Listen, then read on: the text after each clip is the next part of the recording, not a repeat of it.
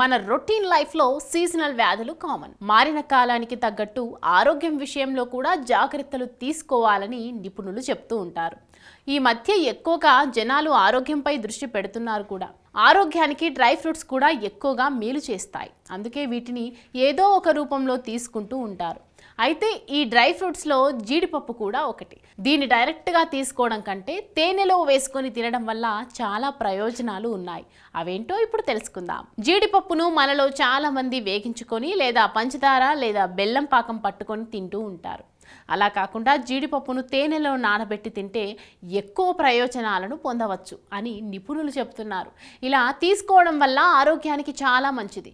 వీటిలో calcium, magnesium, potassium, zinc, iron, proteins, sodium, vitamin C, vitamin B, vitamin K, antioxidants వంటివి సమృద్ధిగా ఉంటాయి.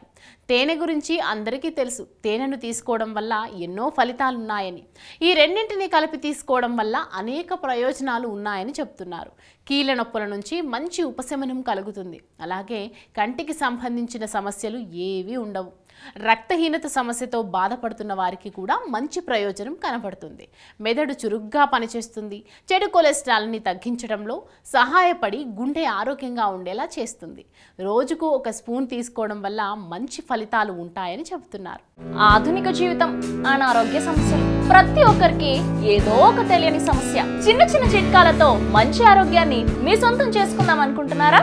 ఇంకెందుకు ఆలస్యం, వెంటనే మా యోయో హెల్త్ ఛానల్ ని సబ్స్క్రైబ్ చేసుకోండి.